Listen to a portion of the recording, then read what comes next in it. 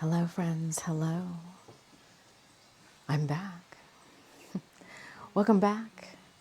Welcome back.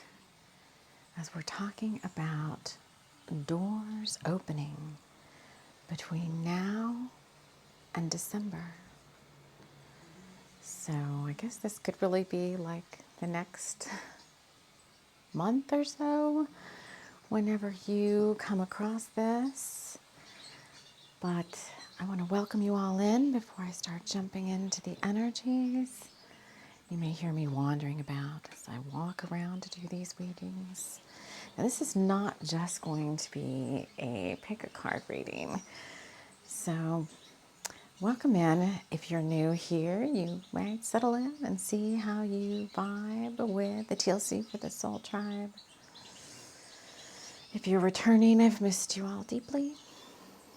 And I'm excited to be back with you face to face. So here's what we're going to do. Have a little bit of adventure in this reading. So is this going to do a pick a card? I'm going to shuffle out the cards right now. And then we're going to have 3 piles. And each pile is going to be its own little mini adventure. So we're not just going to be looking at the tarot table for the piles. I may be guided. I'm going to let Spirit kind of take over a little bit as I wrap us all here in love light and light love, and invite in the guides who overlight TLC for the soul, Archangel Michael, Archangel Metatron, the Pleiadians, and a host of other companions and friends who I work with on the day-to-day. So I'm going to let the guides take over for each pile. So we may be guided to go to another location and look at the pile. We're going to get some FaceTime here with me in some of the piles. I have not seen you guys in a while face to face. So I'm really excited for that.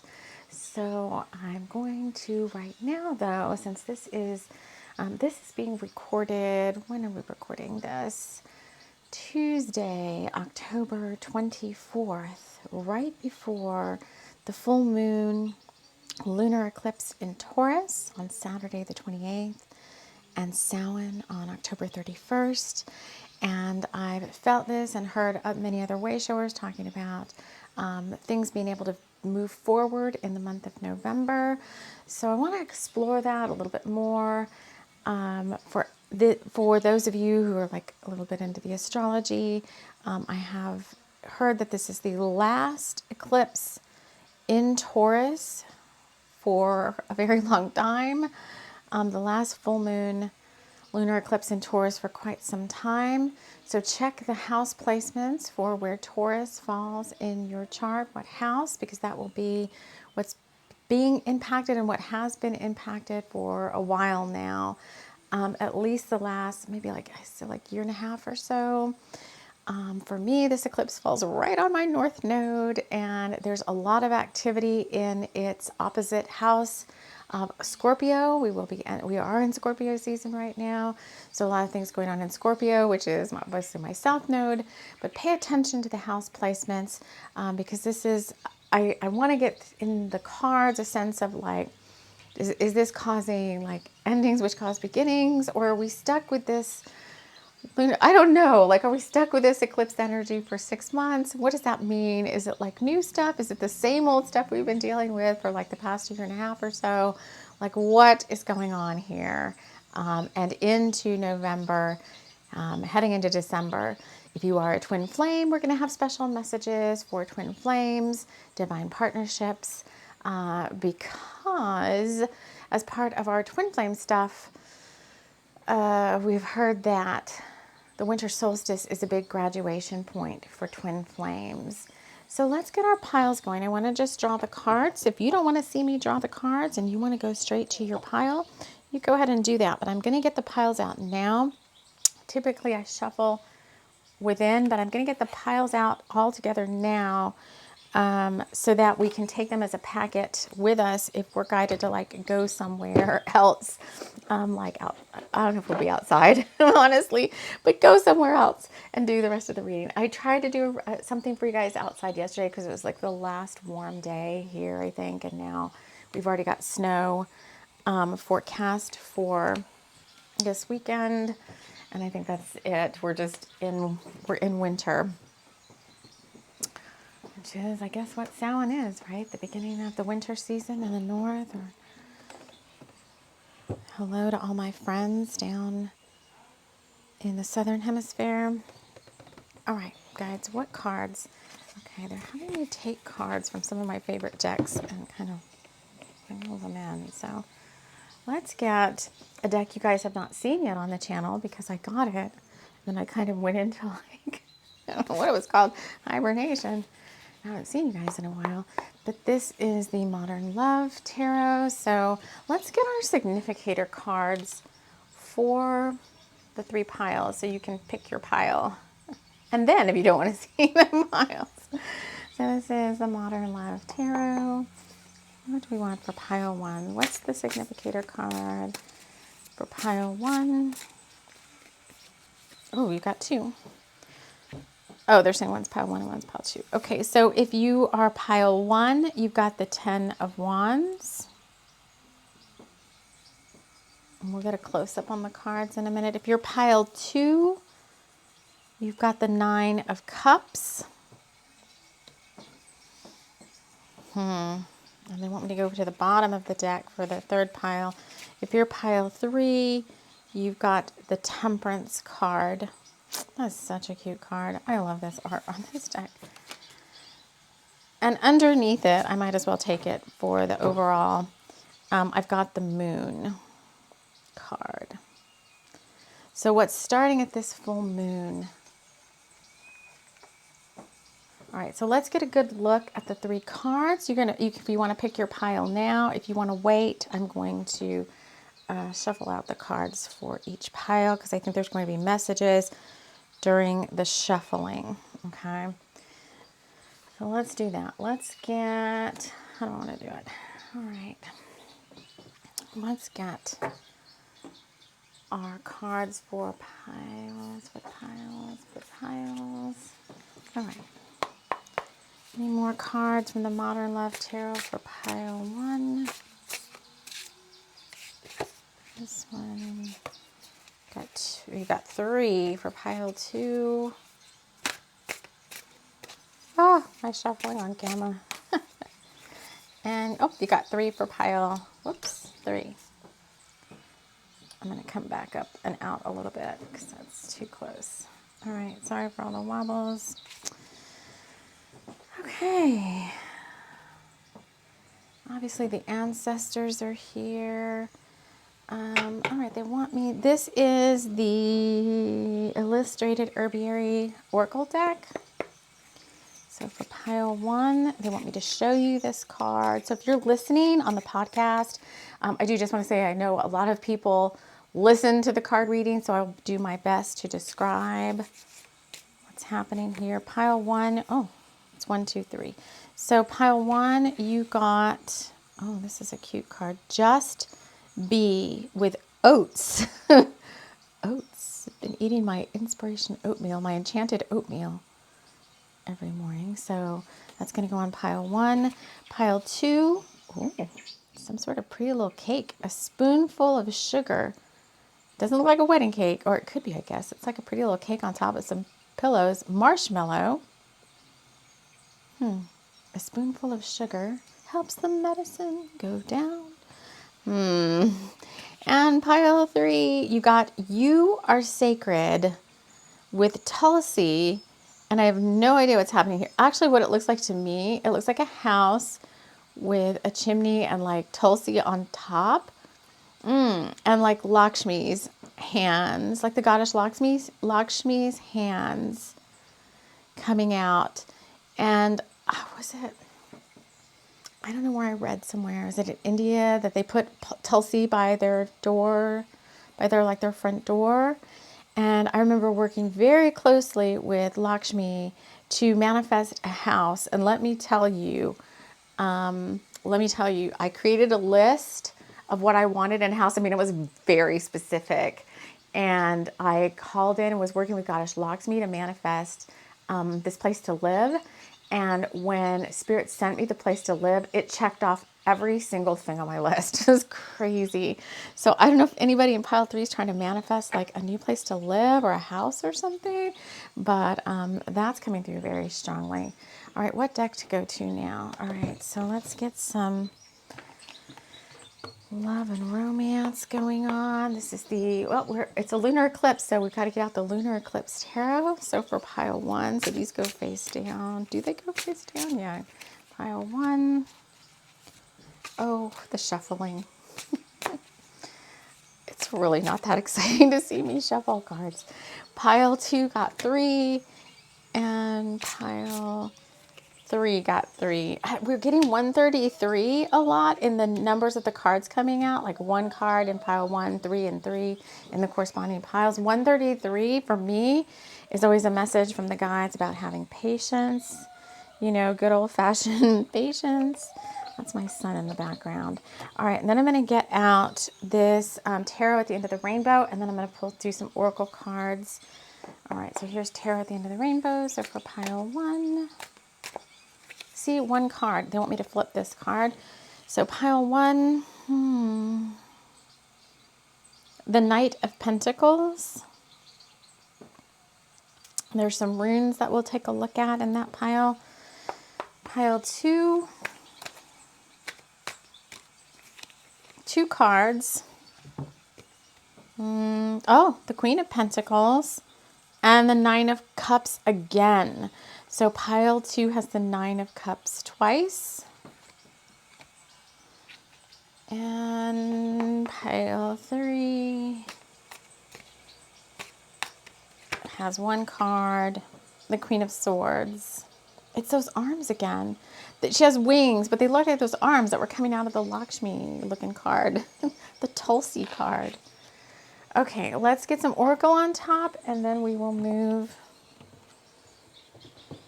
into your piles. Okay, we're going to use the City of Dreams oracle deck. This is really a cute deck by Jackie Franco. You can get her decks in her Etsy shop. All right, for pile 1, it's very cute little mirrored edges. Pile 1. Do we want to look at the cards? It's like, do I want to do the reading now? Or no, face down, they're saying.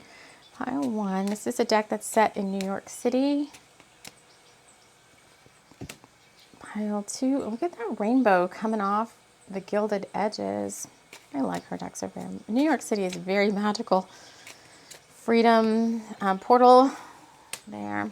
Even the back of the cards is, I think she said, taken from a drawing. She did like some architecture on an older like building there.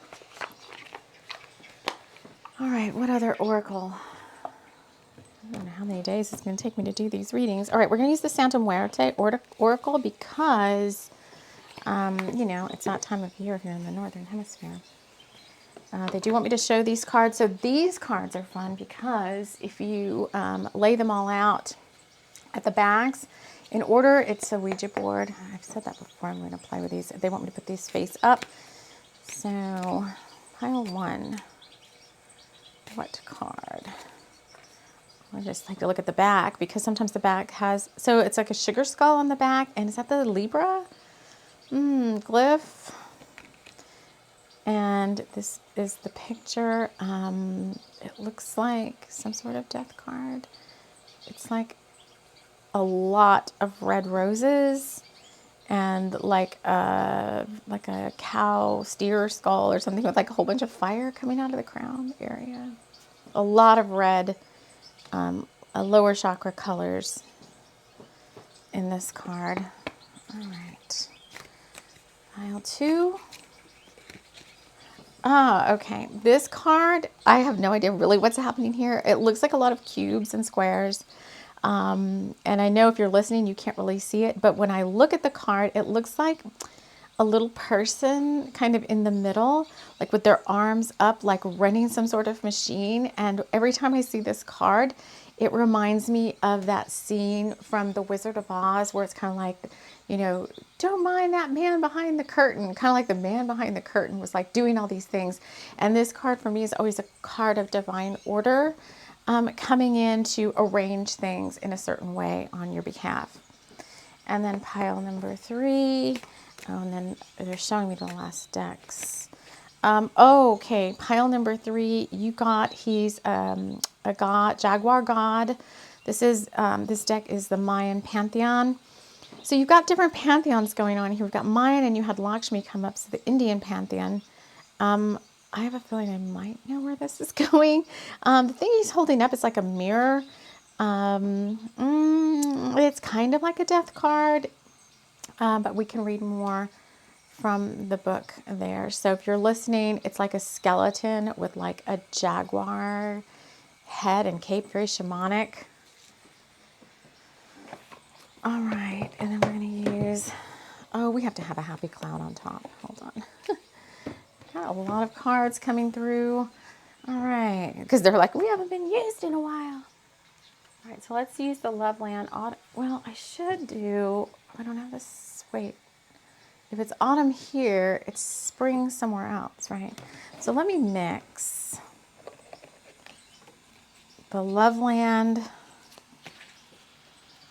Autumn and the Loveland Spring pack. And I've got what's coming next. I need to order them. It's my creations. These are all my creations. The Loveland Summer and the Loveland Winter pack. That's probably the next ones. So I've just taken the Loveland Spring pack and the Loveland Autumn pack and mixed them together. All my decks, if you love any of my decks, are all available on the Game Crafter website. The links to everything I talk about, regardless if you're listening or watching, are always in the show notes of all the shows. Let me just try to shuffle further away. All right, so pile number 1.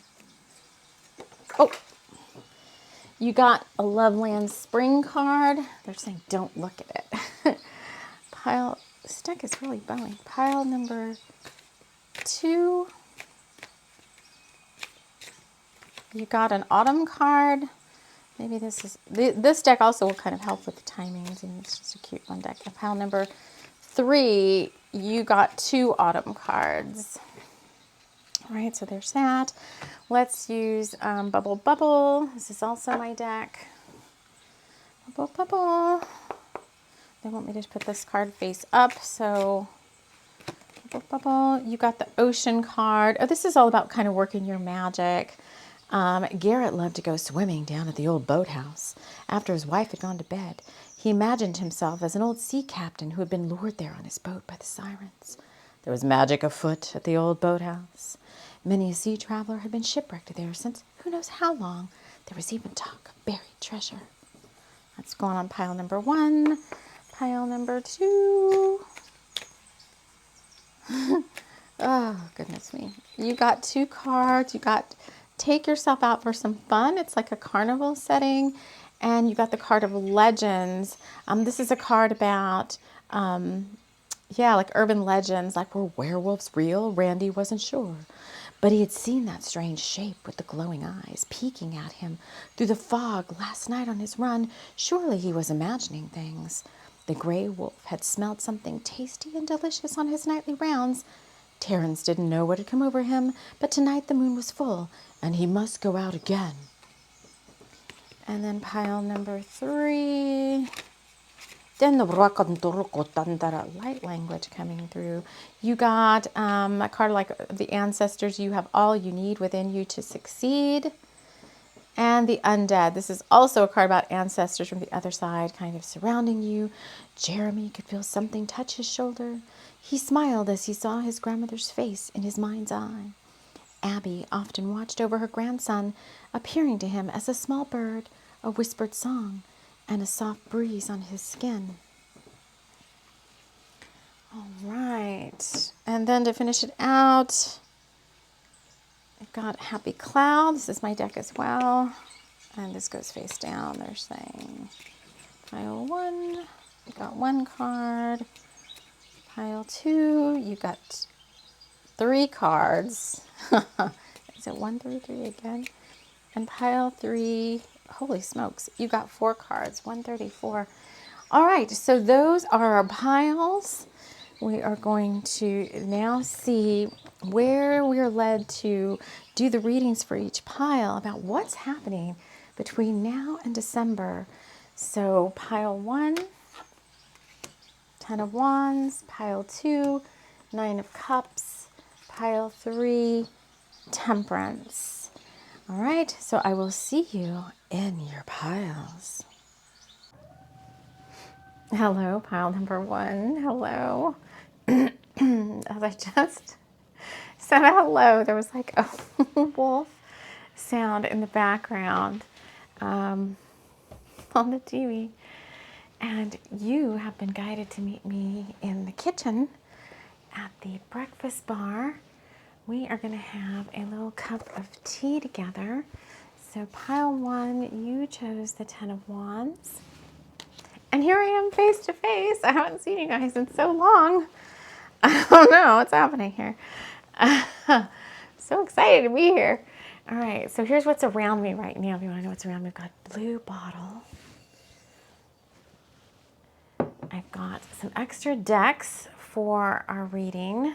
I'm going to expand on the cards that we have. I've got my angel mug and honey lemon ginseng tea. So I'm going to take out a tea bag before we even get into your reading. So whether you're watching this or listening to this, you want to get cozy with me. 10 of Wands means you've been working your behind off and you need a break.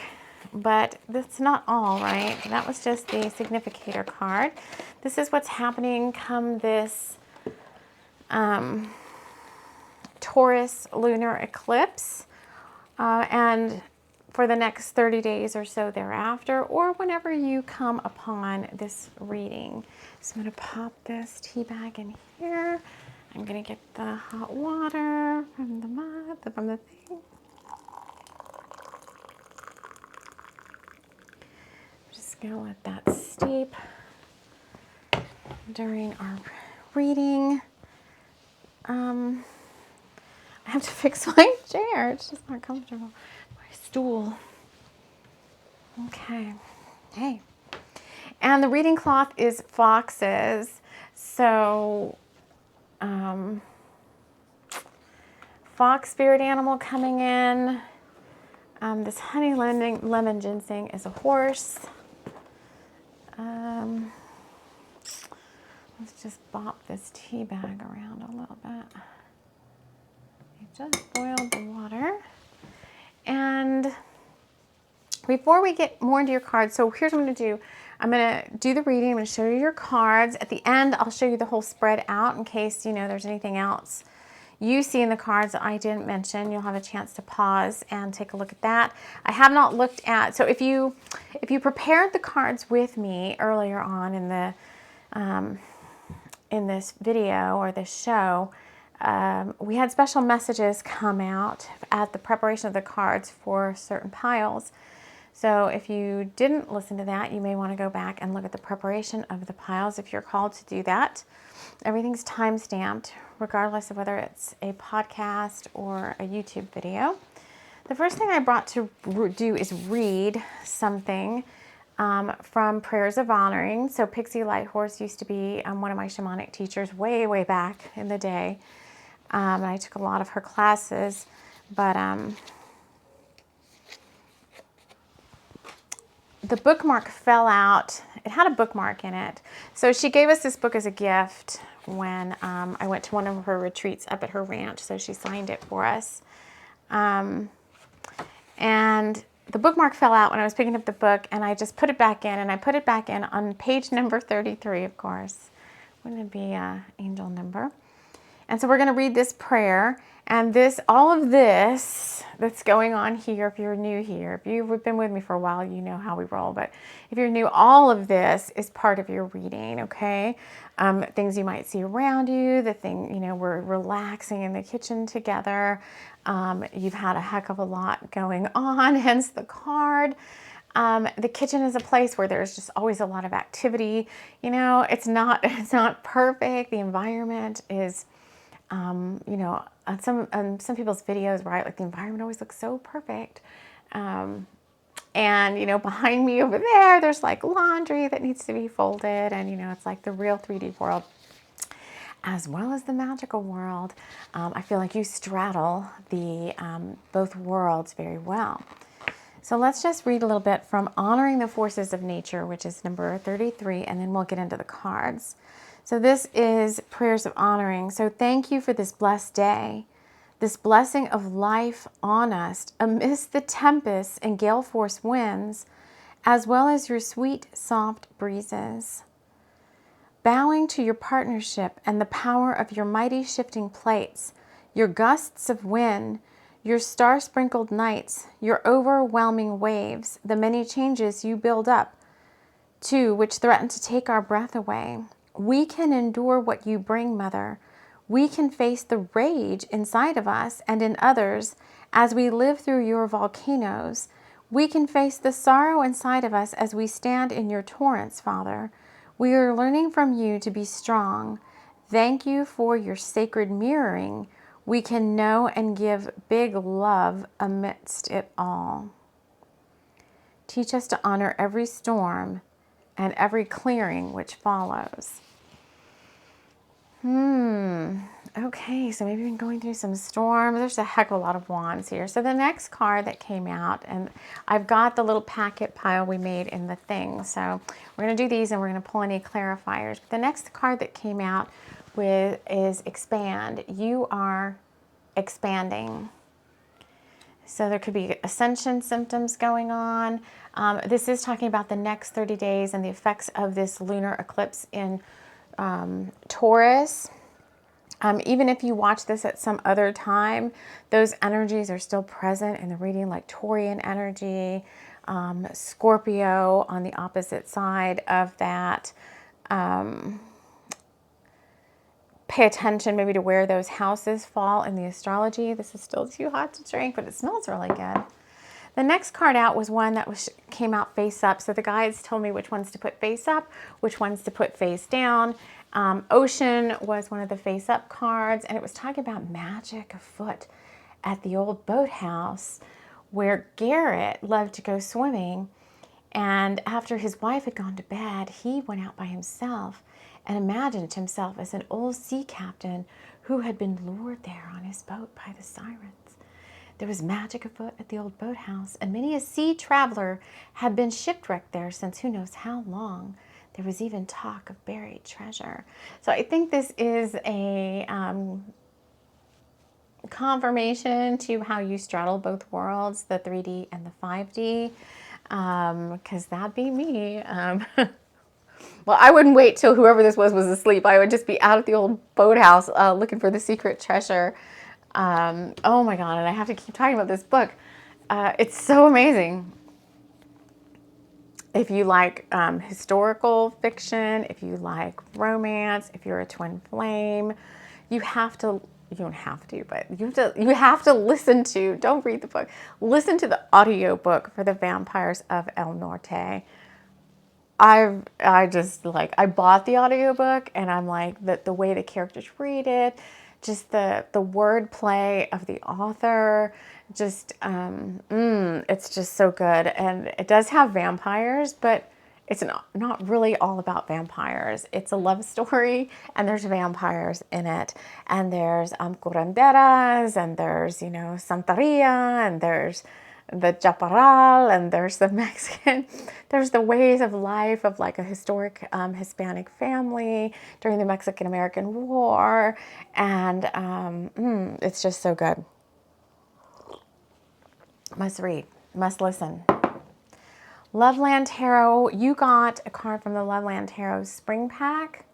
Oh, bouncy ball, I see, this is it. Karen worked up the nerve to put on her blue ball gown and dance around the room. She dreamed of her lover's arms around her waist as she danced to the song on the radio.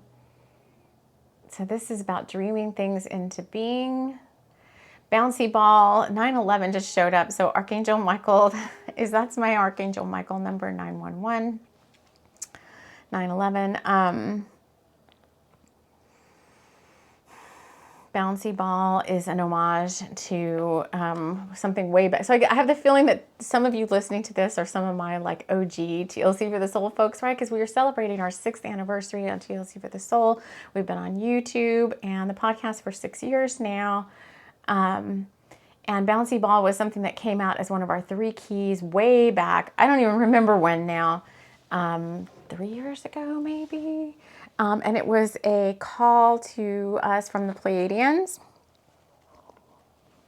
And whenever the bouncy ball shows up in any of my books, anywhere around, it's a call like to follow, like the Fool card, like follow the adventure of the bouncing ball. Whenever the bouncing ball bounces in, there's always like adventure afoot. So I feel like, you know, you may be working this really hard, like could be a 9 to 5. It could just be that you work hard from 9 to 5, no matter what it is that you're doing. Be it working for yourself or working for somebody else. I get a lot of entrepreneur energy here only because the little notebook has a heart on it. Oh, look at her. She's got that nice laptop. I still need a laptop. The other next card that came out was a face-up card, and this was the card of chaos. And not so much chaos like the Tower card, but this card is from the, what is it called? The Santa Muerte Oracle. And this is a card about the chaos of creation. So what happens in the upper worlds, the Sky Nation, man, we've got a lot of different, I don't want to say it's not ethnicity. We've got a lot of, I have a feeling you work with a lot of, I'm going to call it pantheons like I do, because we've got Native American coming in. Pixie is a Native American First Nations person, and it sounded weird, First Nations person. This deck is from like Mayan. So I think you guys, obviously people that watch me and listen to me are like usually advanced practitioners. I have some younger folks we have some people that are we have our crone energy. I have, you know, you guys that are older folks like me that have been here, we're doing this spiritual path for quite some time. But some folks older than me watch the show. So there's like a variety of folks, but we've got some younger TLC of the Soul family members. I'm talking like under 21.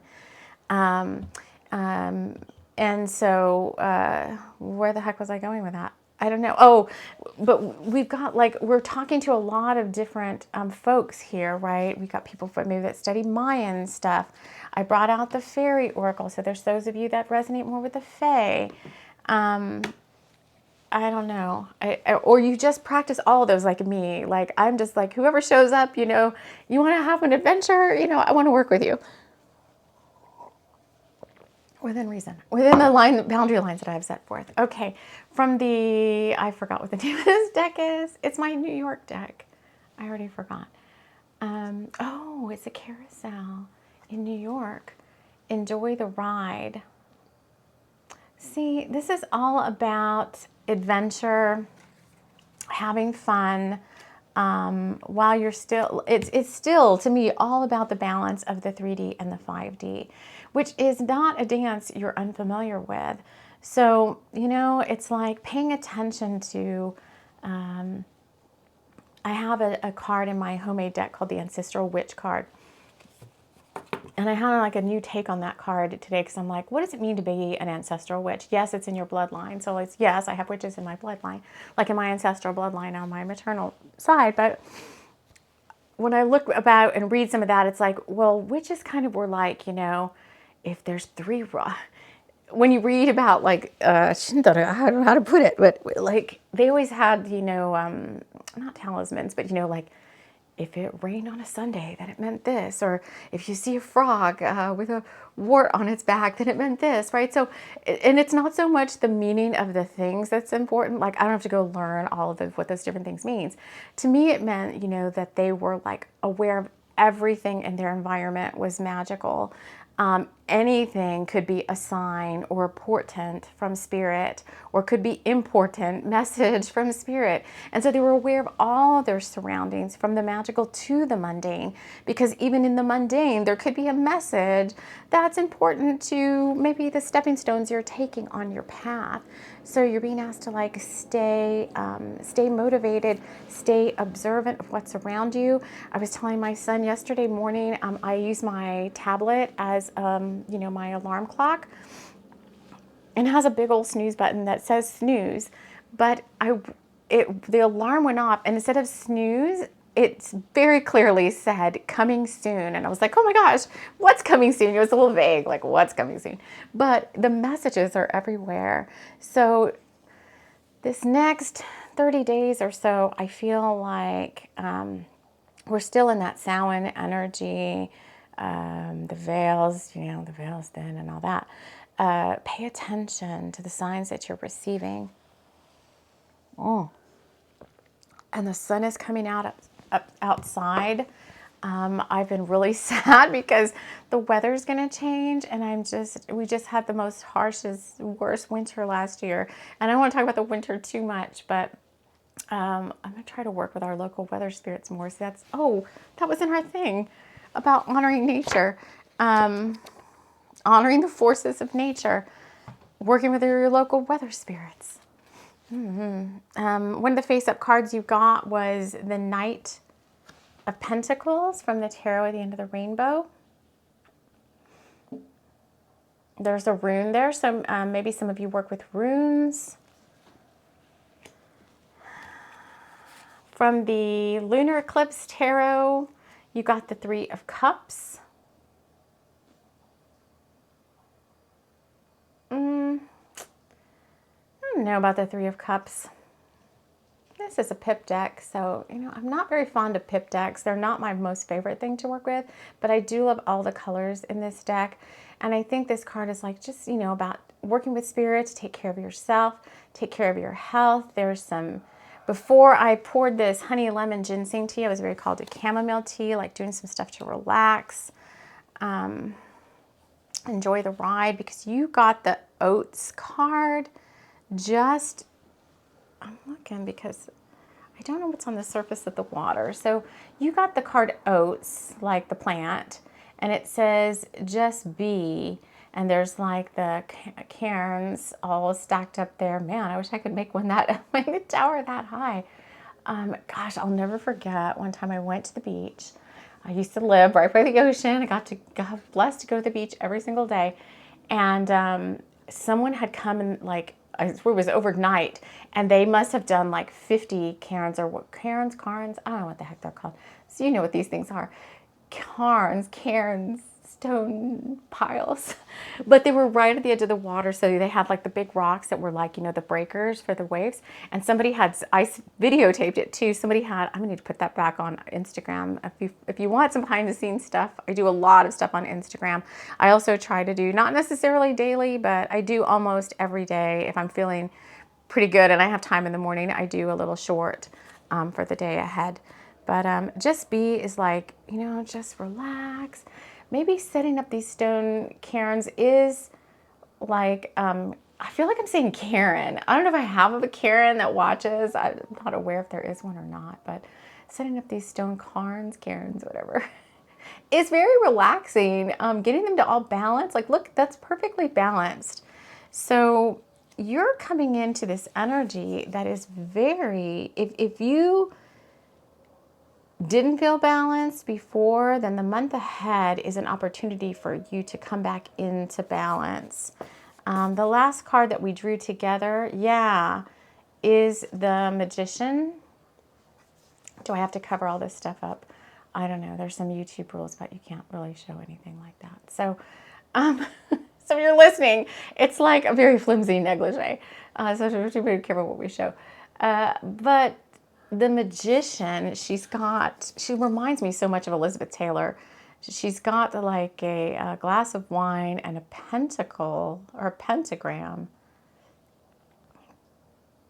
And she's just like working her magic. All right, so those were the cards that came out during the pile preparation process. And I feel like the message is very straightforward and clear, but I did bring a lot of the teaching. I brought a couple of what I call teaching decks down, because to me they have deeper meanings, and I like to read from the book. So I brought the Vision Quest, is that what it's called? Vision Quest Tarot, and the Oracle of the Fairies by Brian Froud, and I brought the Modern Love Tarot down again because this is one of my new favorite decks. So we already talked about the forces of nature. Since we're talking so much about nature, let's get a fairy card for you. from the Brian Froud deck, and we'll read from the book.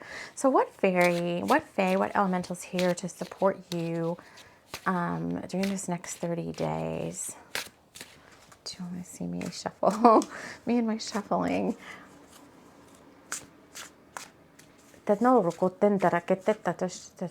Okay, got one. Oh, yeah, the hair and eyes of a fawn.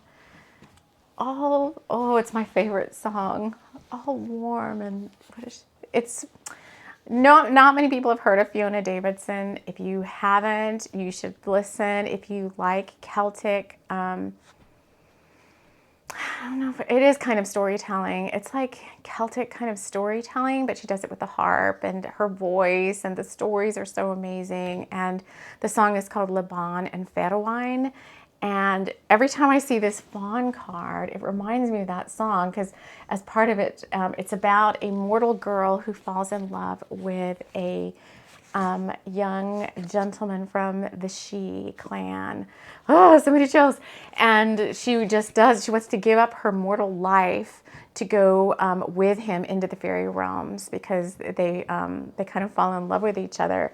And the way that Fiona talks with her accent, it was like, he was all warm and beautiful with the hair and eyes of a fawn. And so this fawn energy, let's just read though from the book too. It's card number 35. This is the book.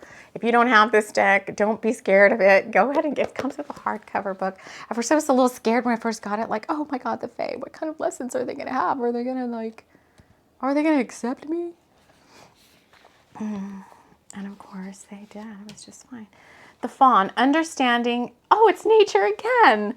We just got the honoring the forces of nature. And the fawn card is understanding the nature of nature, natural wisdom, and natural magic. The merry, irrepressible fawn, dancing in the garden, frolicking in the woods, playing in the meadows, sings out, come dance with me. Told you guys, that's like the ocean card. Play, and when you have time, work your magic and have fun, and balance that 3D with that 5D. And even if you're doing 3D stuff, I mean, you can make it 5D, right? Come on. It is he who knows the secrets of nature.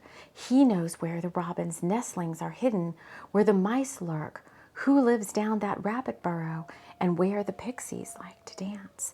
He teaches us to understand, appreciate, and express the part of ourselves that that dances in the moonlight with the fairies, sings to the dawn stars with the birds, and hums with the blossoming flowers. This is also the part of us that plants seeds with a loving pat, pat, pat that says bless you and grow, and provides healing energy for doing just that. No fuss, no bother, just intention and natural human magic. Natural magic is simple. We are all full of it, and the more we are true to our own nature, the more we have access to our own magic. When we are caught up in believing in limitations imposed by ourselves or our culture, we inhibit the flow of energy, which is the melody of ecstasis' song of the cosmos, which is another card in the deck, as it sweeps through us. Opening ourselves back up to that song can be long and complex business once we've closed down in some way. So your reading is, well, you're being invited to spend time out in nature. I had a feeling that always comes up in these readings, right? Spending time in the gardens, parks, forests, and open spaces, growing herbs and flowers and scented geraniums in pots on our windowsills, looking at the stars, observing the state of the sky, and listening to the wind. It helps if we simply observe the natural processes and changes around us. The reading is natural magic is happening when things flow almost effortlessly, which is this magician card. The way her hand is just up like, dun dun, it's going to flow. Things are flowing effortlessly is a sign that natural magic is at work. Enjoy it. A very important part of natural magic is simply allowing the energy to flow through us. This means both giving and receiving freely. Let the energy flow. Don't push it. Don't try to control it. Just dance with it. Trust it. And remember to keep returning to the source for inspiration, and to keep your heart filled with light. The fawn says, dance with me, and it will all come right.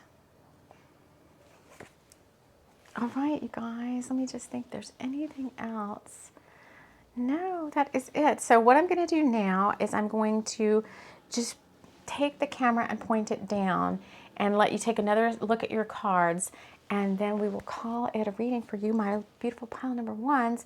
I hope you have a blessed next 30 days or so with the magic, these eclipses coming in to support you, the natural magic, the flow of energy coming around to make everything all right again. All right, I just want to give you another little look at your cards in case there's anything else you see. This Chaos card is all about the forces of nature. Some expansion going on. Upgrades, spiritual upgrades. Three of Cups. And maybe more of this stuff with your spiritual upgrades is becoming relevant to you, and you are seeing more magical things around you as your third eye expands and your chakras expand.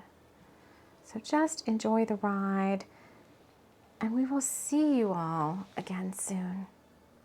Take care. Now for you, I was guided to take a little walk before our reading and look around. The sun came out. It is still kind of cold. I think it's in the 40s. But most of the trees, we had a lot of wind the other day, and the trees lost most of their leaves. Some trees still have leaves. Look at that yellow one in there. So we're gonna do a little nature. Just coming outside.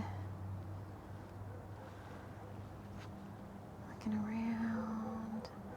You hear the dog barking. She's very upset with me because I just left her behind, and she does not like that. Let's see if I can follow this little trail over here. The animals come through here. The deer. We have deer. We have fox that come right up to the window of the house. I'm just intrigued by this little yellow tree. It's so cute. Okay, I have really tall boots on, so look, very pretty. Pretty blue sky. Overlooking the rivers down there. I do not want to go down the trail right now. Thank you. We'll look out over the trail to the shaman's drum. The trail to the medicine wheel. It's back over here. Now, if you're listening to this on the podcast, we're looking at the nature scene in and around where I live. Just a couple of minutes of enjoying the weather. It's been cloudy all day. It's been kind of cold all day, like maybe 40 degrees. The weather's getting ready to shift here where I live. We're going to have snow in the forecast. And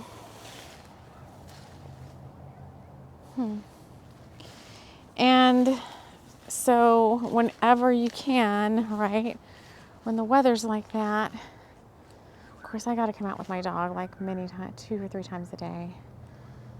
But let's just sit and enjoy this for a minute. We're going to go back into the kitchen. Pile 1 and I were in the kitchen for a little break. We're going to go back in the kitchen and look at your cards after we just take a few deep breaths together. Look around. Just see what we see.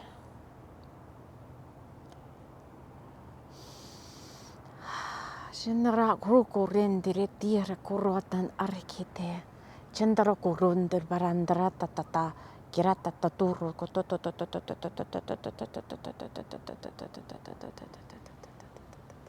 Kirata tota shindra karakate. All right. I am going to meet you inside, and we are going to see what the cards have to say as we were guided to come outside for this beginning part. So I will see you back. Get your tea or your coffee or your mug of drink or whatever ready and meet me inside. Hello, pile 2. I hope you enjoyed your couple of minutes of outside time. Obviously a prescription from Spirit as part of your reading. Pile number 2, you had I have not looked at all the cards we drew earlier, unless they were the face-up ones, but you had the Nine of Cups. You had the girl in the bubble bath with the wine and the flowers and her tablet and the flowers in her hair, that little, I guess like a little cap, I have no idea, and this clawfoot tub. And like we did earlier for pile number 1, we're going to read a little prayer from Prayers of Honoring by one of my shamanic teachers, well, way back in the day, not anymore, so much anymore, Pixie Lighthorse. And I just found this little book as I was coming down here to prepare for this reading. What is that? I want you guys to know. Pile number 2. You got honoring lightness of being. Oh, okay. So this already goes into what we were outside. Thank you for this beautiful day of potential weightlessness and magnificent connection. We're blessed to have the opportunity to travel light, to be relieved of our burdens with the help of the divine. Show us the sacred in everything. Help us to recognize it in the simple things. Direct us on how to let the old fall away, the old ideas, outdated patterns, heavy resistance, obsolete models. Allow our stripped down, winterized minds and bodies to feel the sensation of new buds, of new life, of solar energy. Impregnate us with the electricity of your sun and the promise of your rich earth. Help us contain the pollen light reserves which lead to bursting into full bloom. When the boulders appear on our path, help us roll them away to greet the illumination at the end of the tunnel. Untether our recurring accumulations of stones from our backs and let us become accustomed to traveling light like the butterfly. And that's page number 9. So page number 9, and you got the Nine of Cups card. So I just intuitively went to that page number 9. So you're coming out of, the way this prayer reads, you're coming out of, I would say like stuck energy where you may have felt frozen or stagnant, and all this talk of impregnation and things budding and pollinating and all of that brings us into like the Empress energy. So I feel like maybe you're coming out a little bit of a hangman energy into like more like an Empress energy. Nine of Cups is wishes fulfilled, where everything just seems like it's happening without you really even having to do anything about it. I'm going to, if you haven't already, in pile number 1, we had some tea. So I'm drinking honey, lemon, ginseng. You can grab yourself whatever you want. I'm gonna make it a little bit warmer because I went outside for a few minutes. It was so cold outside. I think it's in the 40s. And it is the beginning of winter. Come Samhain, it'll be here in the northern hemisphere, it'll be the beginning of winter. If you're lucky, if you're blessed enough in the southern hemisphere, it's going to be Beltane, the beginning of your summer season. I'm not a fan of this winter season here where I live, honestly. If I could just pick up and run away to like a beach house, something somewhere, I definitely would. So, all right, Nine of Cups. Let's see what other cards you got. So if you were here with us for the pile preparation, some cards came out, some cards came out upright and wanted us to talk about them. So there were additional messages possibly for you during the pile preparation. If you didn't check that out, you may want to go back and check that out later on. You were the ones, we had a lot of sets of 3 cards coming out for your pile. So for my Happy Cloud deck, you got 3 cards. You got Flow. You are receiving divine downloads. You got Peace. Stay in your power. And you got Today. Be here in the now. Pretty straightforward, but how do these other cards play into all this 9 and 9 energy? You got the Legends card from my deck, Bubble. That card is, were werewolves real? Randy wasn't sure, but he had seen that strange shape with the glowing eyes peeking at him through the fog last night on his run. Surely he was imagining things. The gray wolf had smelled something tasty and delicious on his nightly rounds. Terence didn't know what had come over him, but tonight the moon was full and he must go out again. Believing in magic, maybe believing it, are werewolves real? Or I don't know. Are they? Everything else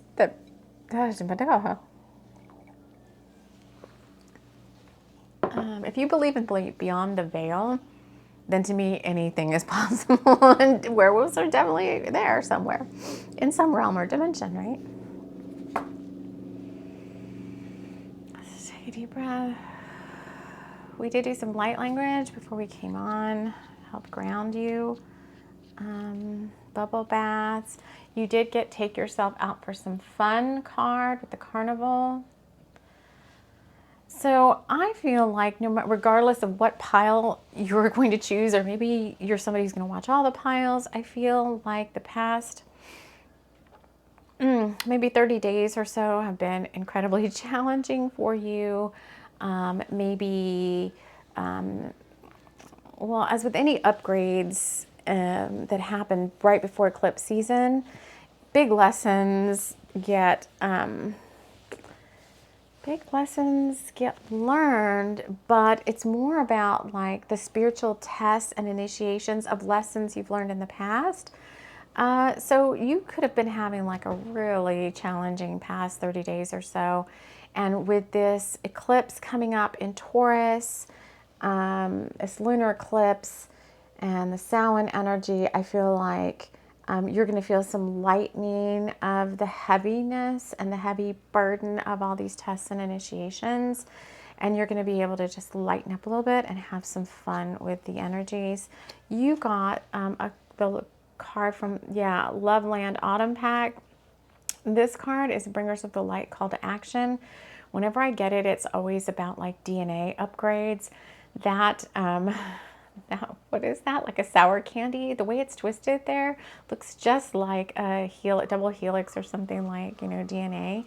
The card itself is Janelle had often felt lonely, but now was the time to bring in new friends. She needed to get out and shine her light more. This would attract the friends she so desired.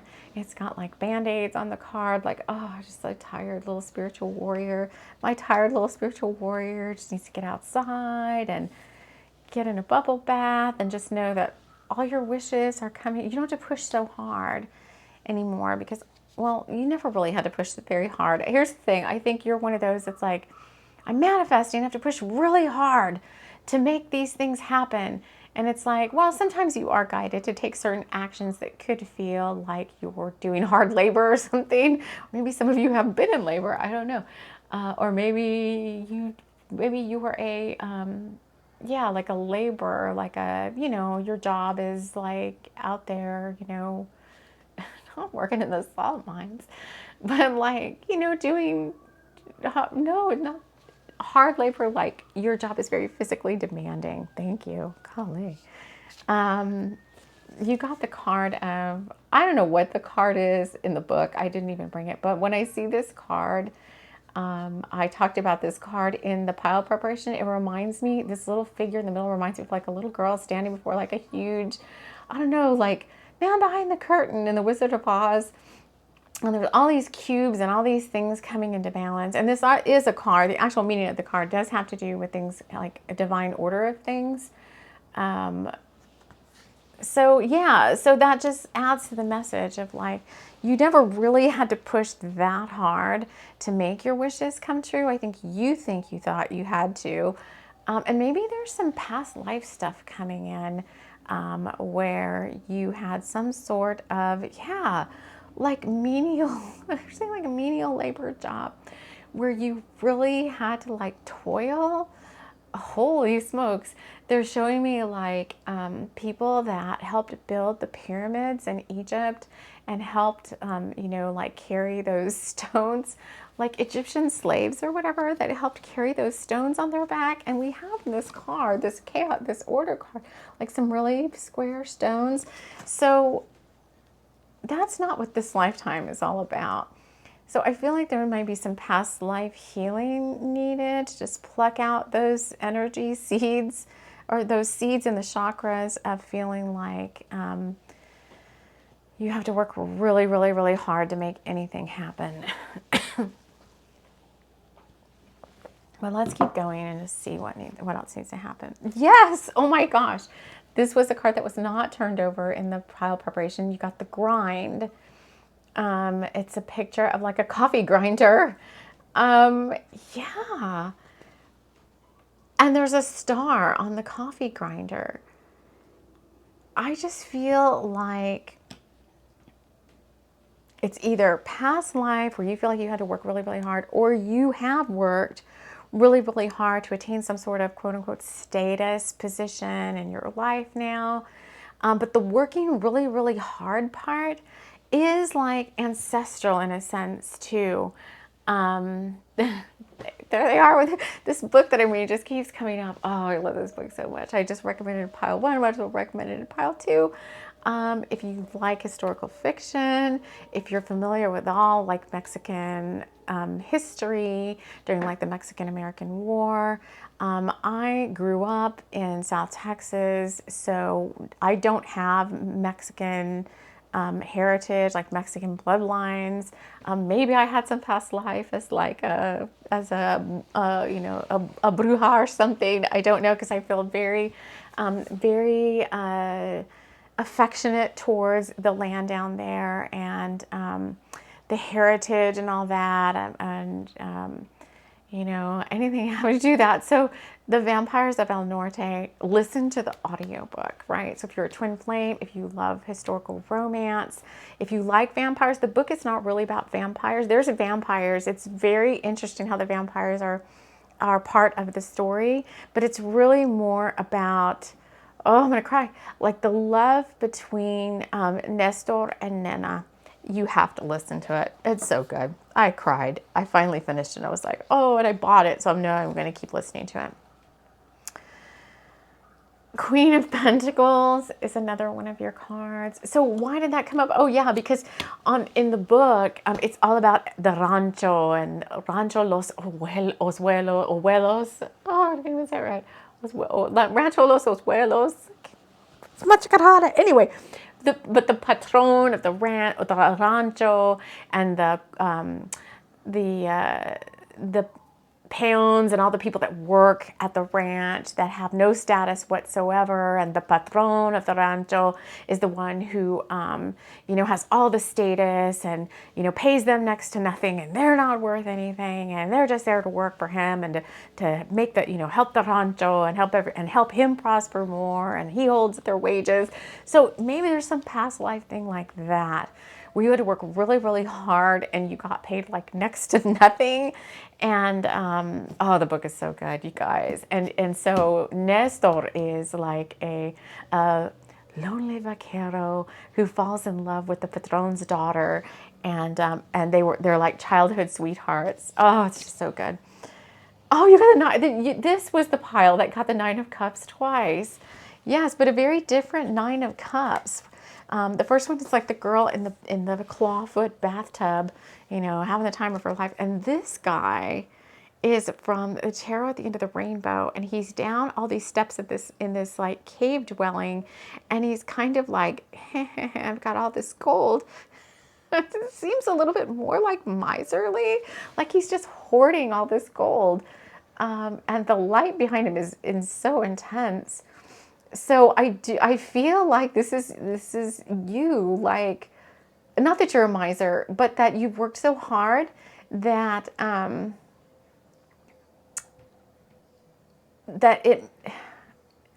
it's not that it's hard for you to share it. I think you have plenty, and I think you have a very open heart, or you wouldn't have, in this card, you wouldn't have all this rainbow light around you, but it's like you don't have anybody to share it with. And so you just kind of feel like you're alone in your little cave dwelling, like with all of your 9 cups of gold and all of your gold doubloons and pentacles around you. And, you know, let me look at your expression here.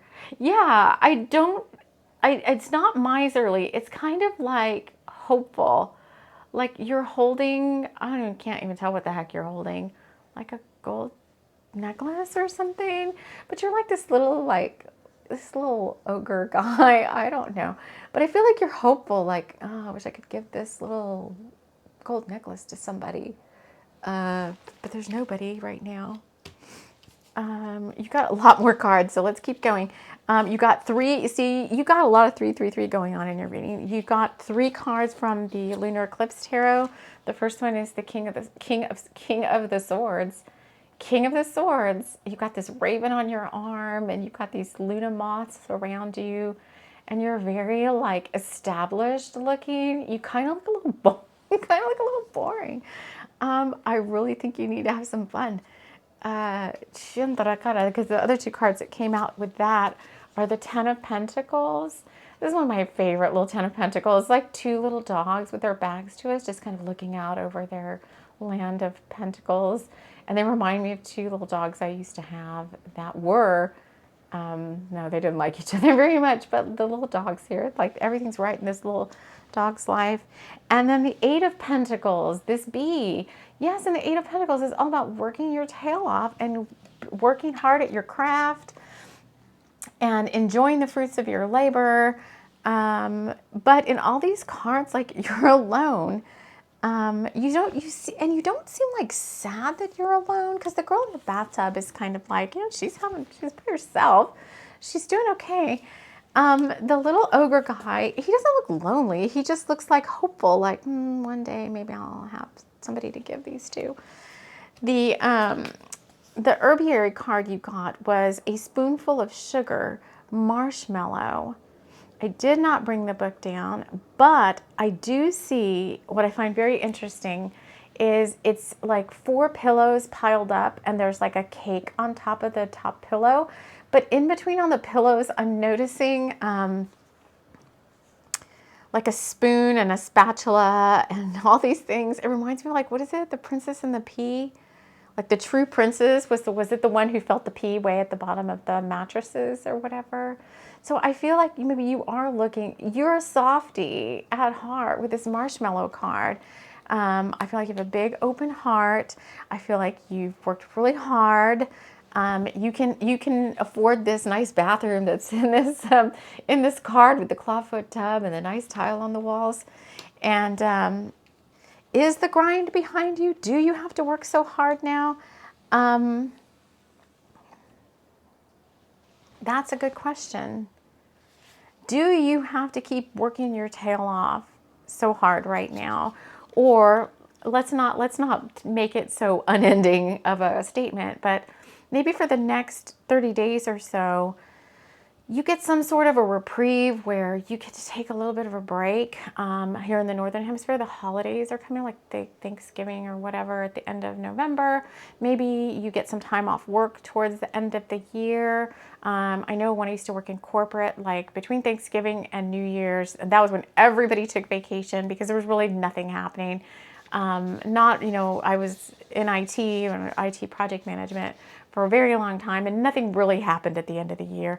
Projects weren't, launching, and stuff really wasn't going on because even like our project owners and all of our top management that worked with us, they were on vacation. So I feel like maybe this latter part of the year, months, maybe you get to take some time off and you get to relax a little bit.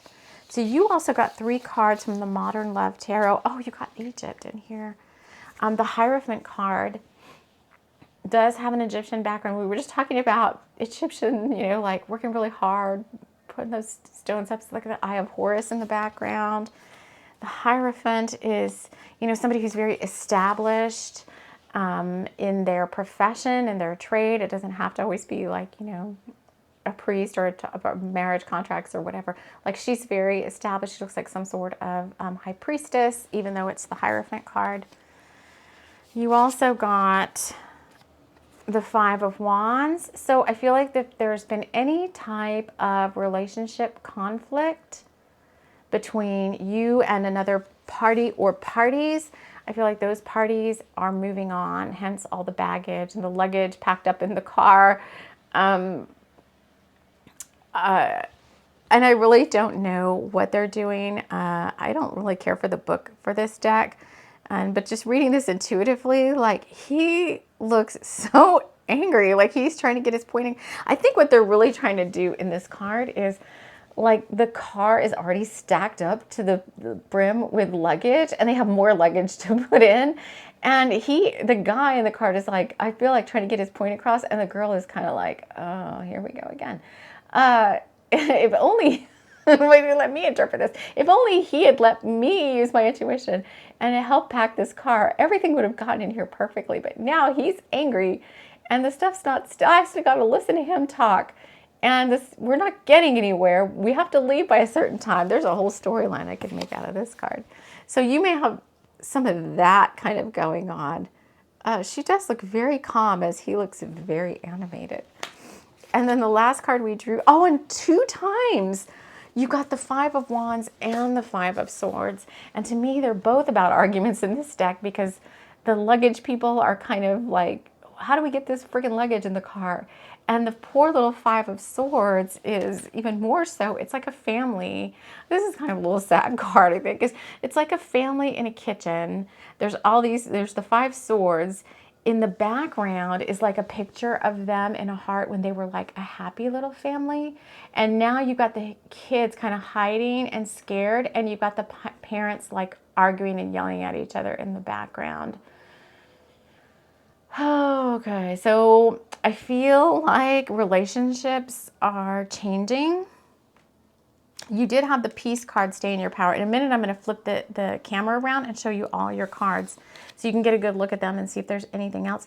I feel like you, as the King of Swords, are looking for somebody who's more aligned with you, like this High Priestess looking girl in the Hierophant card, rather than these 5 cards where it looks like, you know, she looks like she's not really mad back in this 5 of Wands, and he's doing all the yelling. The 5 of Swords, it's just a big free-for-all. I feel bad for the kids because the kids are just like, what's happening here?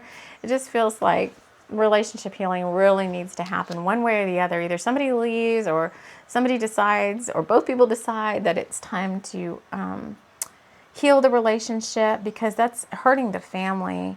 And if one of you or both of you decides that the relationship is over, I think it's really best in this case, if there are children involved, to make that an amicable split if one or both of you is not willing, or if you feel like, you know, sometimes we have to look at this from multiple perspectives.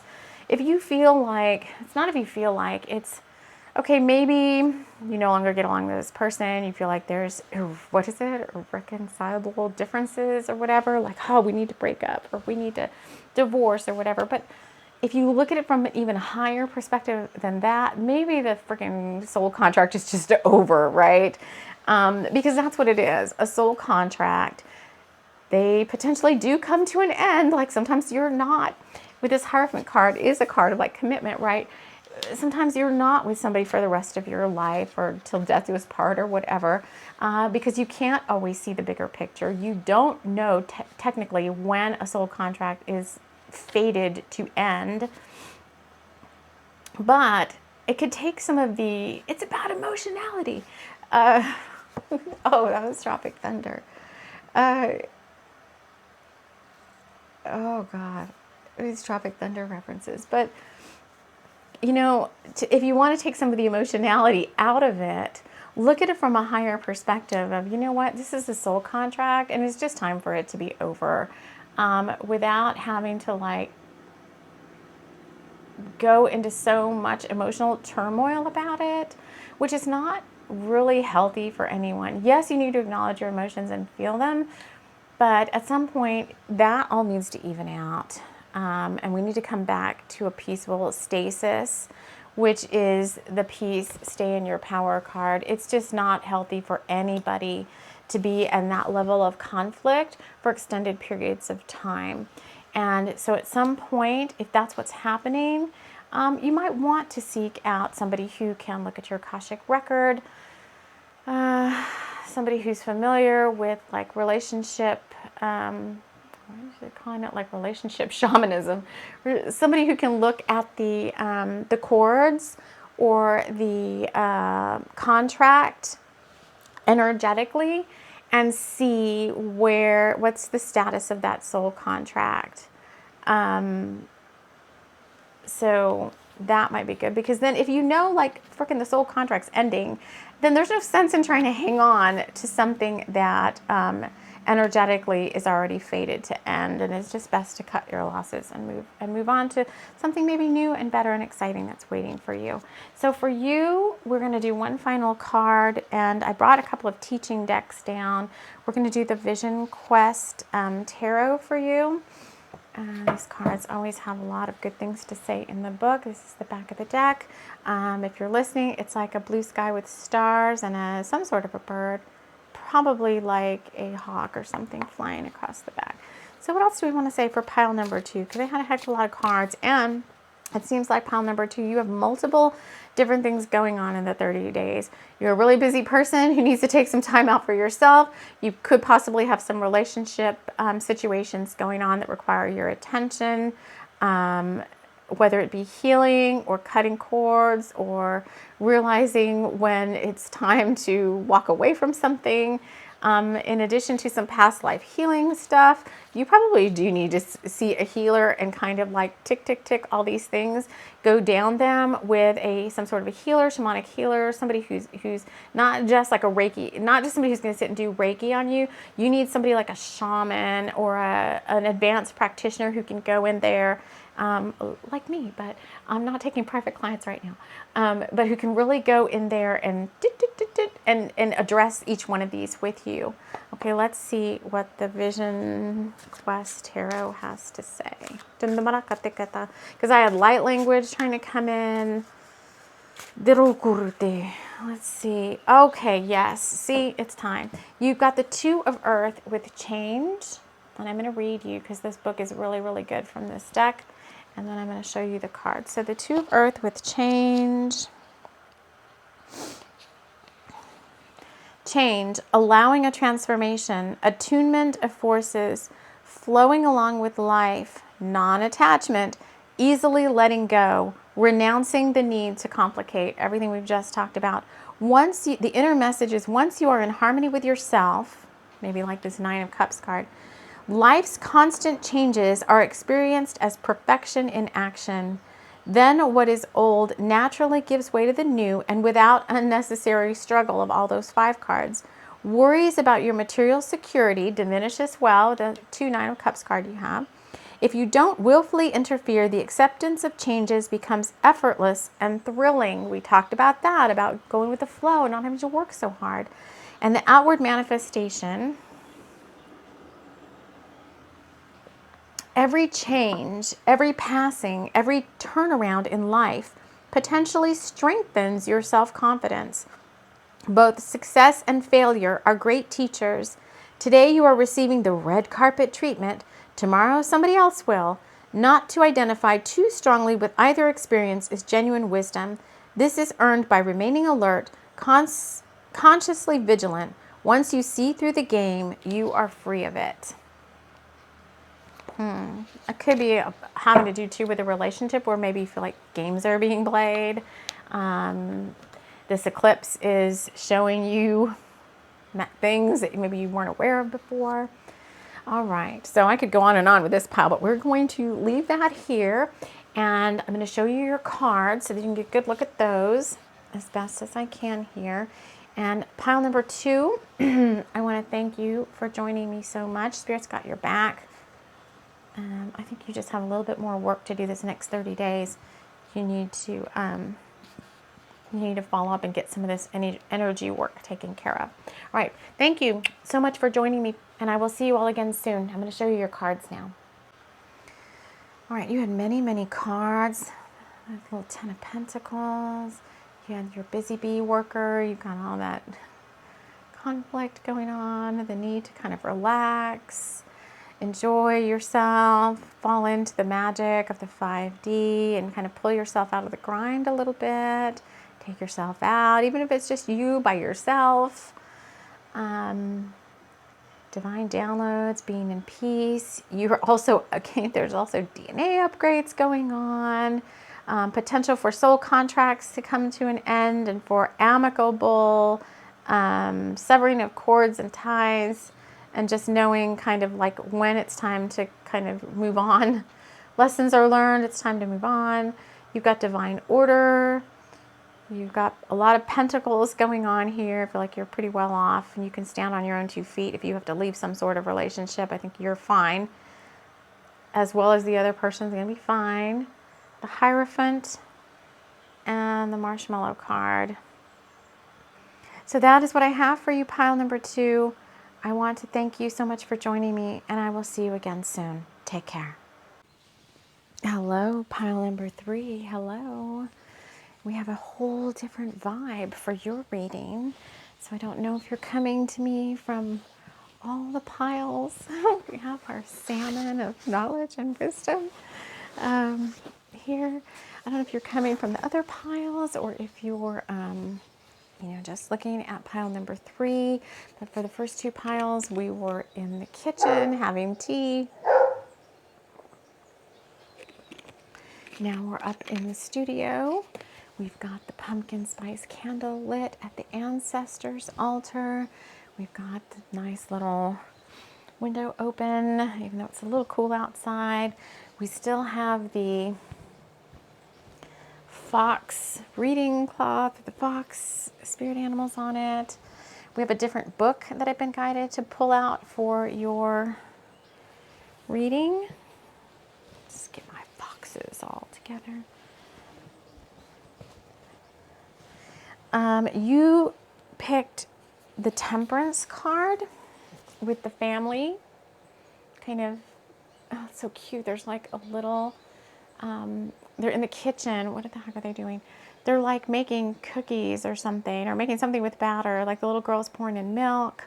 The little girl, or somebody drew a picture of an angel and taped it on the refrigerator. The mom and the little girl are wearing the same apron. The dad looks super happy. He's like drinking, I don't know what he's doing actually. He's drinking a little cup of coffee. They've got herbs growing in the kitchen and they have nice little smiles on their faces. So let's see. And I was guided to bring in, let's see what's going on in your pile. I was guided to bring in a different book than what we read from in the first 2 piles. This book is very big. I just picked it up from the library. I haven't even started it, but I pulled it out and I intuitively picked up page. This is The Probable Future by Alice Hoffman. She's the author of the Practical Magic series. And I've already picked the page, so they told me to read from the right-hand side. So also that bookmark is a little different. With this pile, it's a bookmark from the library, but it's all about the ancestors. Explore the amazing history of you, the Ancestry Library Edition. Your ancestors left clues along the way. So I forgot I had picked up this bookmark from there. Of course, if you're in the Northern Hemisphere, this lunar eclipse in the next 30 days is all happening around the Samhain time frame, which is a big ancestral gateway, right? We've got the ancestor altar with a picture of my maternal grandmother. She's my Tuatha De Danann lineage, and my ancestral witch lineage comes from her line of the family. And let's see what the right side of this page of this book has to talk about. It's page number 277 on the right, and it's like 3. It's got a Roman numeral 3. There was no one, there's no one to tell Will when to wake up. He had no job to go to, no wife to complain about his lazy and slovenly ways. Therefore, he rose at noon. No one was around to tell him to clear his dishes away, so they piled up in the sink until they reached a monumental height. A free form of forks and spoons and chili-encrusted bowls and congealed spaghetti, all of it balanced upon Jenny's favorite teacups, which were cracking beneath the weight of pots and pans. The other tenants in the building had given up, expecting their complaints would force Will to toe the line. Why, he no longer even bothered to carry his overflowing bags of garbage into the stairwell, let alone hoist the bags into the trash chute. Instead, he let it pile up in the hall, and although Mrs. Erland had consulted her nephew, an attorney with the housing authority, There was no way to get rid of Will Avery, not even when people began to complain of mice in the hallway.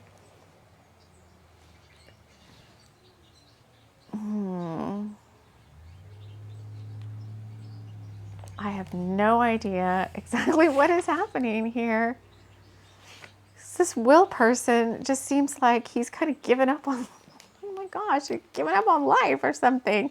I don't know who Jenny is because I haven't really started reading this book. What is this book about? Women of the Sparrow family have unusual gifts. In the probable future, this vivid and intriguing cast of characters, Eleanor can detect falsehood. Her daughter Jenny can see people's dreams when they sleep. Granddaughter Stella has a mental window on the future, a future that she might not want to see. This intriguing cast of characters confronts a haunting past and a very current murder against the evocative backdrop of small-town New England. The probable future chronicles the Sparrow's legacy as young Stella struggles to cope with her disturbing clairvoyance. It's so interesting because I kind of vaguely knew what the book was about. I already read a couple of the Practical Magic series. I've talked about it before. And then the fact that I picked up this ancestral lady, this black and white photo of like this very pretty like lady from the who knows when times on this bookmark. And this book is about kind of about ancestral magic. We were guided to sit in front of the my ancestor altar. It's Samhain time when I'm recording this, and one of your cards is the Undead card, which has to do with the ancestors. And your significator card was about like family, carrying on family stuff. So the mom and the daughter in the card wearing the same apron, baking together. Who knows, maybe they're baking some recipe. Oh, man, I really bloofed out there. Maybe they're baking some recipe like from grandma's cookbook or something. We don't know what's going on in the background there. We can't really see all that. But let's see what your other cards were and what messages, like the ancestors really are speaking to you. And this whole thing about this Will guy and the fact that he's kind of given up on taking care of himself. Let's see where that fits in. Okay, you were the one that got 4 Happy Cloud cards. You got, okay, I already know kind of where this is going.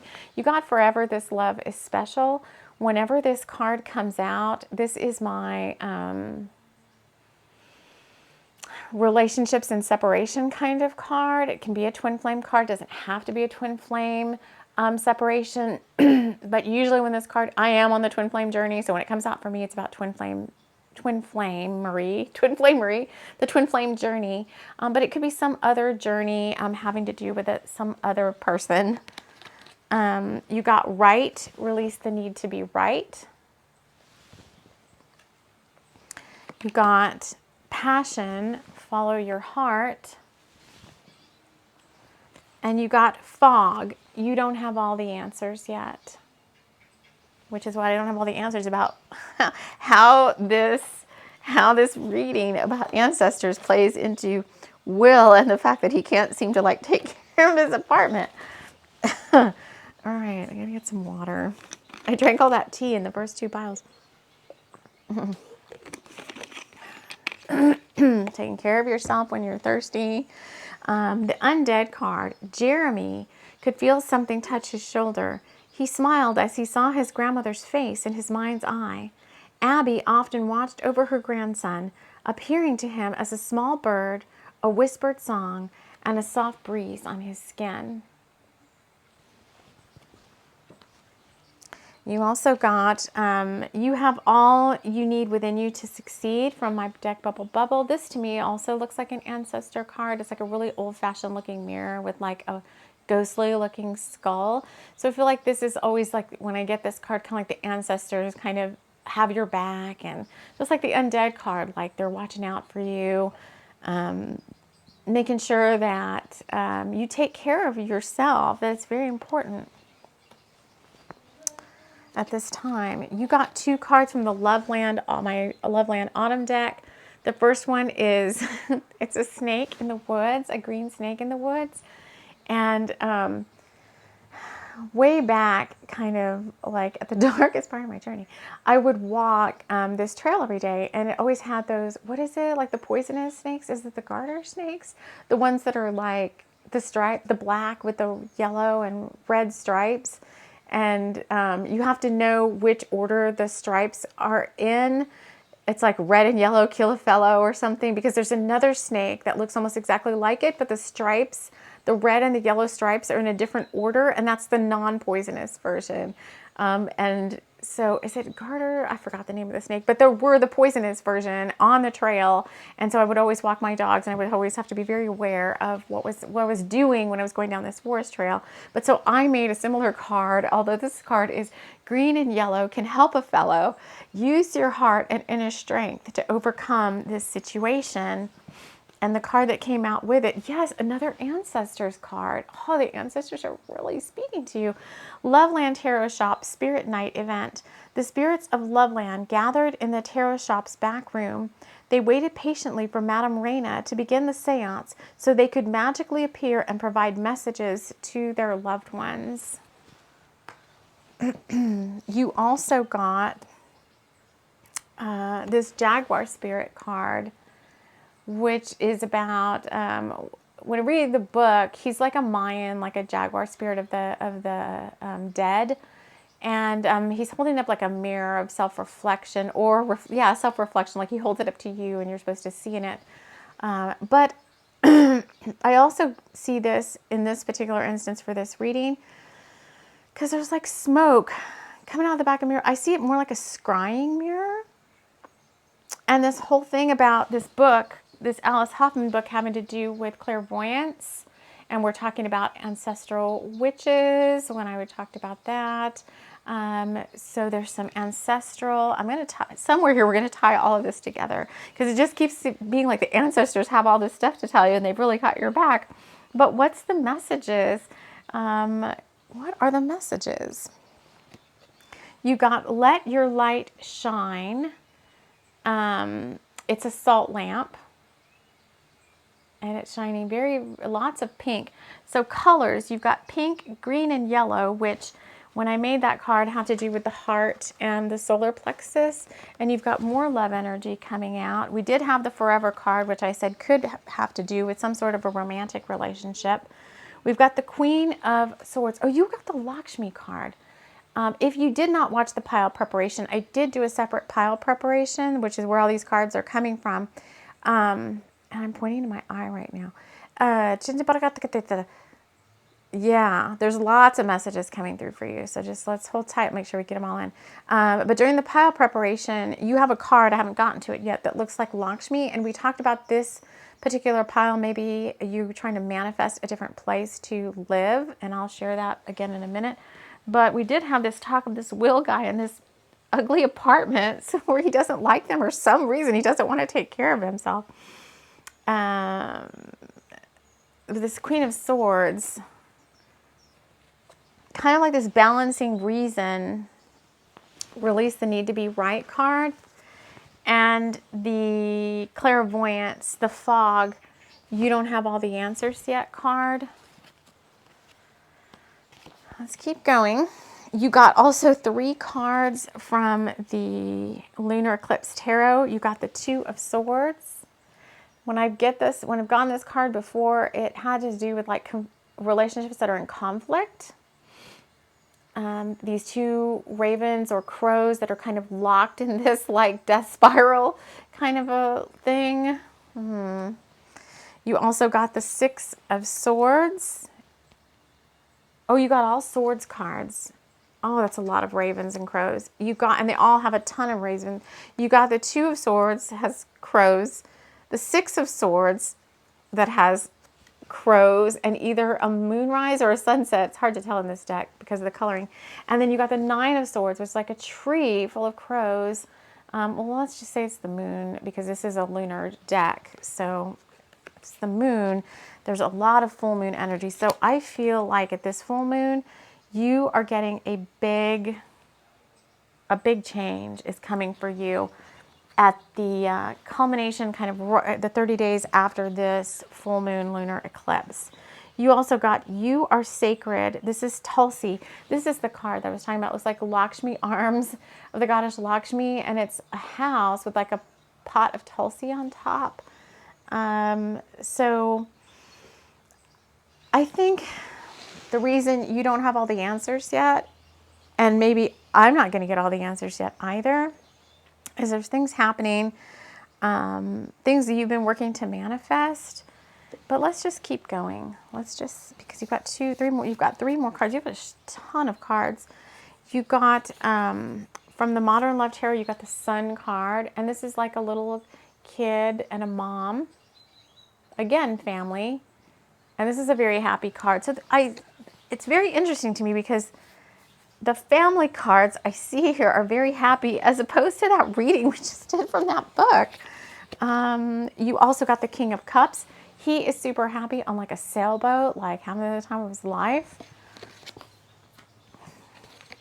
And you got the Nine of Swords twice. You got another Nine of Swords. The first one is all the crows in the tree with the huge moon. And then the second Nine of Swords, this is the second pile that has gotten double cards. This Nine of Swords is like a girl holding like she's burning some love letters. And there's like a heart, and all these letters are like, Nine of Swords, usually like concerned about something, but this looks like reading love letters and just wondering. I don't know what wondering about. But there's like a lot of swords behind her. There's a heart, like a drawing or a picture of like a physical, anatomical looking heart. So a lot of worry, a lot of concern.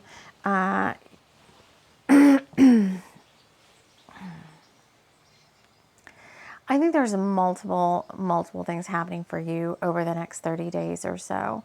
I think you're trying really hard to come out of some really hard situations. The whole thing about this Will guy, and yeah, that's the Catahoula bark of approval and of confirmation. I think with this Will guy, you know, kind of being sad and not wanting to take care of himself and being lazy and kind of, I think that is kind of a thing of the past for you. I think you had some stuff going on in your world that just caused you to just be out of sorts. And maybe it wasn't as bad as like the book was, that's really kind of bad, right? But maybe you were like, found it hard to get up and found it hard to like go about your daily life, because you can't see the way forward. And I think you're used to, you're the type of person that balances logic and reason with your magical skills and talents, your clairvoyance and your vision, and your guides, contrary to what you might think, your guides, or God is source and can control what you can see and not see. Okay, just because you have clairvoyance doesn't mean you see everything that's ahead of you on your path.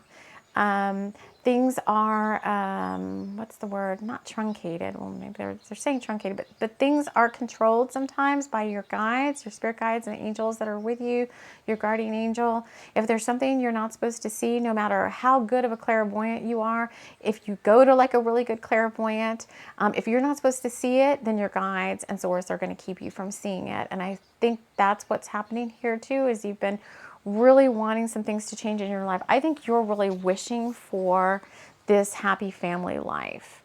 The kitchen's really nice and clean. You know, the guy in the back there. I get the feeling that you're a divine masculine energy, regardless of your gender. I feel like you feel like you're supposed to be the logic and reasoning type person all the time, that you're supposed to be the one in the right. And I feel like you've been going through a big awakening of sorts, and maybe that's why you couldn't get out of bed and attend to matters, you know, who knows. But I think you've been dreaming of this forever, this love is special, because usually, I don't know, a lot of times my pile 3 people are like, this pile 3 ends up being like this relationship type reading. I think you're dreaming of the happy family life, like this Sun card, you know, so happy. You want to be this like guy on the sailboat who's just like, you know, enjoying life. That's an older guy too in that picture, you know. Maybe you don't have to work so hard anymore, and maybe you've had some time on your hands to like work on your spiritual practice. You know, because there's a lot of people that watch these these shows, and so it's not the same exact scenario for every one of you, which may be why we get some different types of messages bouncing around. But I feel like this let your light shine card, like you're going through some sort of upgrade and awakening. You've had very heavy support, especially from the ancestors. So I don't know if there's like a grandmother type figure that you really like resonate with, or there's an ancestor who's like one of your main spirit guides. But you have been wishing for, you know, the type of relationship that is not about conflict and struggle with some of these cards that you've gotten. And your aunts, and maybe you've been doing some healing work on yourself to heal old ancestral wounds of like relationships that weren't so good in the past. And now you're like ready to bring in this new relationship, but it's like you have no idea what to do next. So it's like this scrying and all these references to clairvoyance. So let's see if we can get a little bit more advice from you, because I think all of this stuff we've talked about is like stuff that's going on. Okay, so I had the dog come in and get feisty. She's still getting feisty. Okay, that's enough. I want to get some advice for you, because I feel like a lot of the stuff we've talked about with all these cards you've gotten are much of it is stuff and work you've already done or things that have already happened. But with this Lakshmi looking card, this Tulsi card, this You Are Sacred, I feel like there's some things that you're ready to manifest, and you're just getting a little worried with this Nine of Swords card that maybe these things are never going to come to pass. All the healing work you've been doing, all the like, the guides are saying like, when is it my turn? Maybe you're seeing a lot of happy families, wherever, social media or on, you know, TV or Netflix or out and about, and you're kind of like, when is it going to be my turn? And you tried to turn to like clairvoyance or your own clairvoyance, and your guides are like, something's destined to happen, but we're not going to show you exactly what it is yet. You're trying to manifest it, and maybe you're just getting a little sad that nothing's happening. So we're going to get you a couple more cards of advice of what to expect out of all, because it looks like you've been working your buns off in the physical world and the spiritual energetic world to heal a lot of things. So let's get from the Oracle of the Fairies by Brian Froud. Let's get you some advice, and we're going to get you from this other deck too. So what fairy, who has advice for our beautiful pile of 3 people?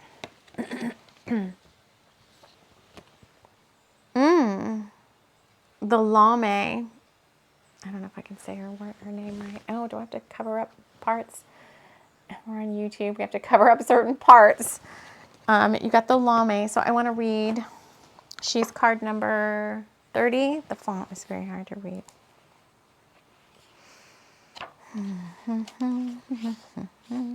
The Lame. Unconditional giving, unconditional receiving. She is the Lame, in the same way that the McGregor is the chief of the clan of McGregor, the Lame of all Lomes. The Lame is a charitable soul in the old sense of the word charity, which is loving and giving. She knows the joy of giving without expectation of return.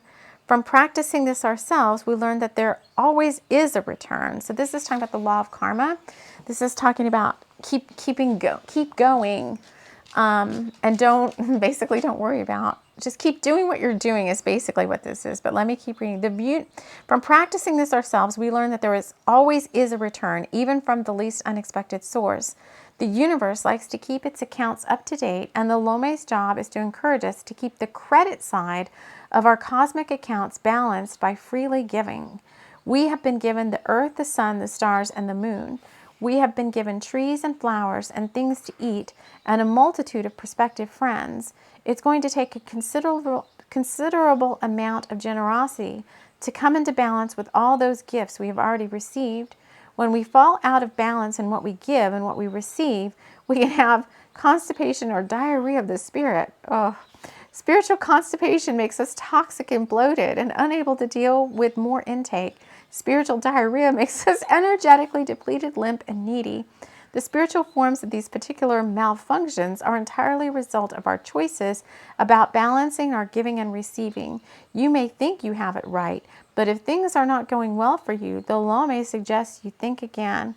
If you are pushing and pushing at something, it can often help greatly just to back off, relax about it, and let the energy flow.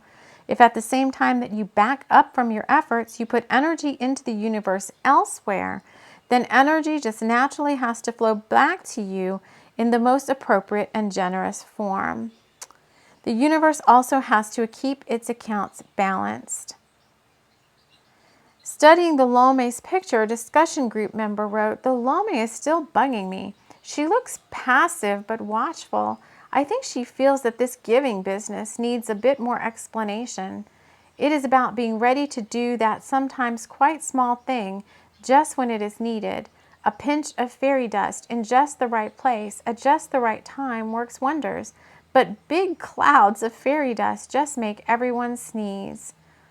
Another oracle reader noted that the Lome's wings looked a bit tattered and wondered if this indicated that it is sometimes appropriate to give until it hurts. "Yes, it is," the Lome said, "not as a habit, not as a sort of martyrdom, but only on the rare occasion when it is truly needed." One of the Lome's charming customs is to give through whatever pair of hands is nearest, provided they allow her to do so. Do you let the Lome give through your hands, or do you put them in your pockets and hold back, holding on to what is yours? If so, you are missing a lot of fun, some interesting experiences, and spiritual growth. Here's the readings. If you are stuck or blocked in a situation, which we just said you can't necessarily see your way forward right now because you're not supposed to, and the Lome turns up in a reading, you probably need to stop focusing on what you are trying to accomplish and simply give to others, freely and generously and unconditionally. Try a few random acts of kindness, unconditionally given, of course. Go do some volunteer work somewhere. Mow your elderly neighbor's lawn, or take homemade soup or some flowers from your garden to someone you know who is ill. Give some help to a coworker just because they need it. Give to a needy stranger whether or not you think he deserves it. Take flowers into a hospital and give them to a stranger at random, or give them to a nurse with compliments from the universe. Give a bit more than you think you can afford. Go a little further than you think you reasonably can. Empty your wallet or purse of all your cash for a beggar on the street. Don't worry, it will fill up again much faster than you might expect. So that is advice number 1 coming from the Lome. And the second bit of advice we're going to bring you is from the Vision Quest Tarot. While you're waiting for your dreams to come true. Because here's the thing, I can't say whether your dreams are going to come true in the next 30 days or right after the lunar eclipse or whatnot, right? Because Spirit's not showing us.